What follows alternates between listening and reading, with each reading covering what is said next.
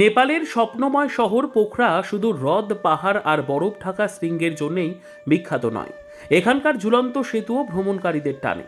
শহরের গাড়িপাটান ও দামসাদি গ্রামের মাঝখানে ফুসরে খোলার ওপর টানা প্রায় 276 মিটার দৈর্ঘ্যের এই সেতুটি যেন দুই পৃথিবীকে জোড়া দিয়েছে।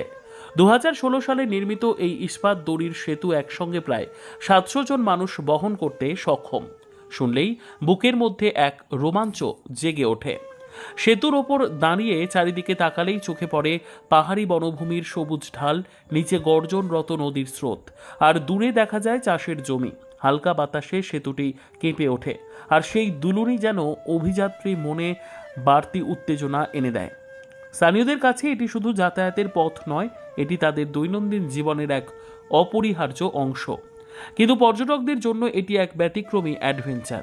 সেতুর পথ ধরলেই একদিকে পাথরের সিঁড়ি, অন্যদিকে লুকিয়ে থাকা ঝর্ণা সামার ফলস, যা গোপনে পাহাড়ের বুক চিরে নেমে এসেছে। বর্ষার সময় এ পথ আরও চ্যালেঞ্জিং হয়ে ওঠে, কারণ ধান ক্ষেতের ভিজে মাটি আর সরু রাস্তা দিয়ে হেঁটে যেতে হয়। তাই শুকনো মরশুম, বিশেষত অক্টোবর থেকে মে মাস ভ্রমণের জন্য সবচেয়ে উপযুক্ত। সকাল বা বিকেলের সোনালি আলোয় সেতুর ছবি তুললে সেই রঙিন মুহূর্ত অনেক দিন মনে গেঁথে থাকবে। Bureau report, ES news.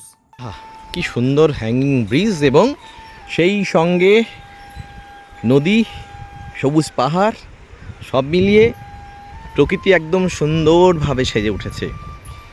আমরা হ্যাঙ্গিং ব্রিজে হাঁটছি আর চলমান ছবি তুলে রাখছি স্মৃতির ক্যানভাসে। আমরা দেখতে পাচ্ছি একটি বাচ্চাকে নিয়ে নেপালি রমণী এদিকে আসছে হেঁটে হেঁটে। আমি নিজেও হাঁটছি। চারিদিকে দৃশ্যপট কিন্তু অসাধারণ, অবর্ণনীয়। আমরা তো হ্যাঙ্গিং ব্রিজে দাঁড়িয়ে আছি। আমরা এর আগেও অনেক হ্যাঙ্গিং ব্রিজে চড়েছি। কেমন লাগছে, অনুভূতি বলো? আজকে ভালো লাগছে। এটা অনেকটা লম্বা আছে। এটা নেপালের পোখরাতে এটা, তো এটা সুন্দর লাগলো। বেশ অনেকটা আলাদা মজা, কি সুন্দর দুলছে, তাই না? আর শুধু ব্রিজটা শুধু দেখতে আসলে হবে না, চারিদিকের সিনিক বিউটি কিন্তু অসাধারণ, দারুণ দারুণ।